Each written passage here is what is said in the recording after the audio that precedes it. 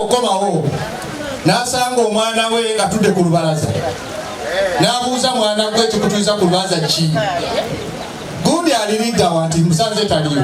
Maama n'akwata ebisumuluzo n'aggulawo enju. Enkola yaabwe egamba nti nga taata tannadda tebalya mmere tonnadda tetulya. Kyava mugamba naye bwe tusanze nti omwana atuteekerateekera emmere agenze. N'abuuza maama nti tegeeze emmere eno gw'ogitegese kututeekako bulabe ko maama ate bweyogera ensonga eyo nange nja gitegeera taliiwo nti emmere alese agitegese nti tunamwekakasa tutya kuba bulijjo abadde nga tugijjulira oluusi n'asooka n'okulya nga ffe tetunnaba ko taata tusooke tugireke okakkana balina kapa ku nsonga egamba nti abafumbo ababiri mu maka muyige okwogera amazima ate era n'okwesigangana. Awo wennyini taata ne bagiwa kapa ne bagamba twewe eddakiika 3 bwe ganayitawo nga kapa yaffe ennamu naffe ngale tukole ki tugirye. Omwana n'afuluma ebweru okuzannya ne taata ne maama ne babeera mu nju. Eddakiika 3 bwe gayitawo ne batunula awali kapa ng'ezannya terina buzibu bwonna. Yawo ne bagamba nti maama jjula emmere tulye kapa tayaffe terina mutawaana. Ne bajjula emmere ne balya. Wayitawo eddakiika nga 10 nga kapa omwana amaliriza okulya emmere afulumye ebweru nadda emisinde mu nju. N'abuuza taata n'abuuza nti ate kiki nti kapa efudde.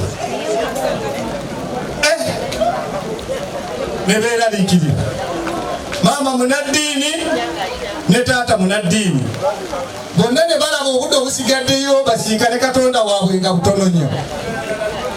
Awo maama kyava agamba taata nti nsaba Katonda oyo atusonyiwe buli ebyatusobako batusemberedde okumusisinkana.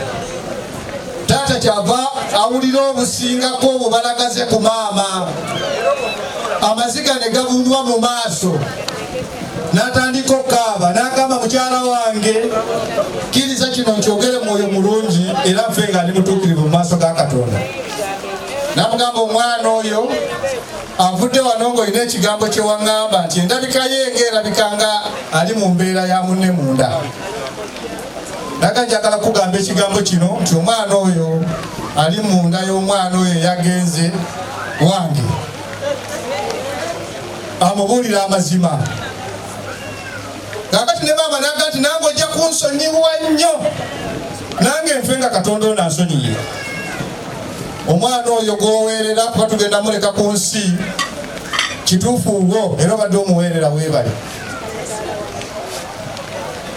Naye kyamazima omwami bw'ati ne bw'ati ye nannyini mwana oyo si wuwo nsonyiwa nange ŋŋende mu ggulu okusinkana Katonda wange ng'onsonyiye.